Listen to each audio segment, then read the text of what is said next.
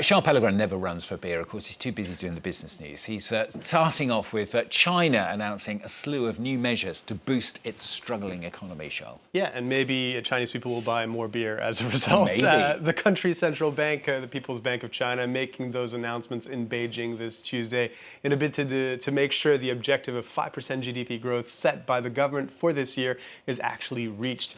The bank's governor, Gongsheng, saying the benchmark interest rate will be lowered to 1.5% from 1.7%, as well as lowering the cash requirement that banks are supposed to hold by half a percentage point to its lowest level since 2020. These two measures have never been announced on the same day before and are aimed at increasing the amount of lending available.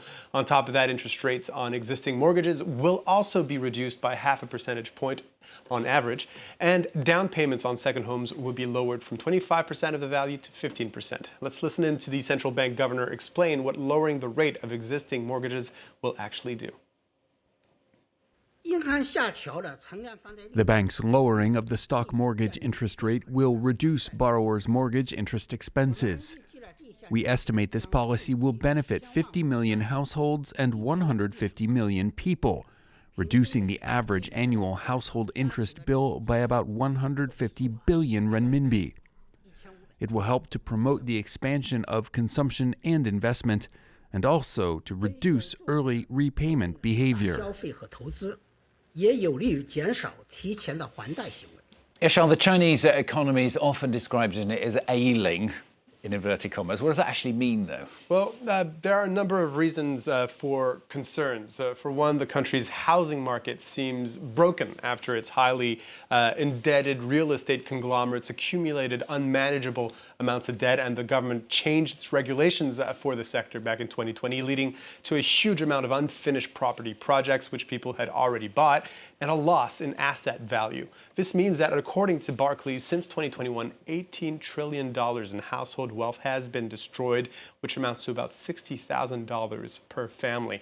This has had a catastrophic impact on domestic consumption, with Chinese consumers reluctant to spend the money they have left, and the country stuck in deflation. So will these measures be enough to solve the problem? Well, economists are dubious this will have enough of an impact. More steps need to be taken to boost consumption in the country, with consumer confidence at the near record lows. Lowering rates has been the course of action taken so far, and even with lending rates already very low, households and businesses are still seemingly uninterested in borrowing at the moment. Measures that many are expecting would be even more forceful and include letting home prices fall even further, and the government taking active steps to actually finish the huge number of real estate projects that are as yet unfinished. But the other side of the coin here is the country's high level of debt at over 287% of GDP last year, which limits the country's ability to spend. So what's been the impact then of all these measures on the stock market, Sean? Well, this has lifted investor sentiment in the region, as you can see. The Hang Seng in Hong Kong, the Shanghai Composite, both trading just below 4% higher for the Shanghai Composite at the close there, and both, of course, boosted by the real estate sector, especially in Hong Kong. It's also lifted the price of oil, which has been on a downward trajectory. The hope there is that the world's biggest oil importer will increase its demand for the commodity as a result of these measures. In addition, the near total war between Israel and Hezbollah in Lebanon is increasing the threat of supply-side risk for oil, which is also pushing prices higher. Now, something different for you on the programme. A rights groups coalition, this is including Human Rights Watch, have released a report calling on the European Commission to classify the Malaysian state of Sarawak as high risk under its anti-deforestation regulation. The 1.5 million hectares of indigenous land in Sarawak is at risk of being razed for timber and palm oil plantations supplying foreign markets, including the EU, causing devastating consequences for those living there. Well, France 24's Vedika Bahel spoke to a senior researcher on the report who said the laws in Sarawak are not actually adequate to protect the indigenous people's rights to claim, hold, and live off their land.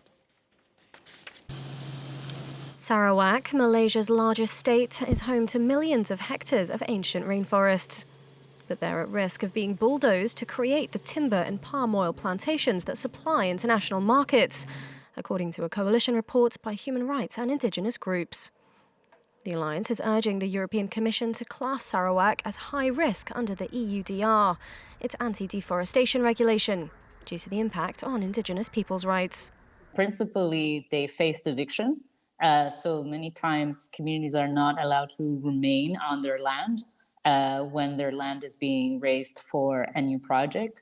As a result, then many communities also face destitution, food insecurity, and a loss of their cultural heritage. Under the EUDR, products associated with deforestation would not be able to enter the EU market. Thus, a high-risk designation, after being enforced next January, would obligate member states to triple customs checks on timber and palm oil products from Sarawak.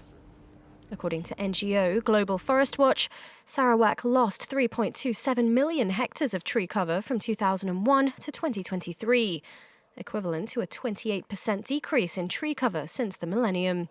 Since last year, the state of Sarawak has exported at least €7.8 million worth of timber products to the EU.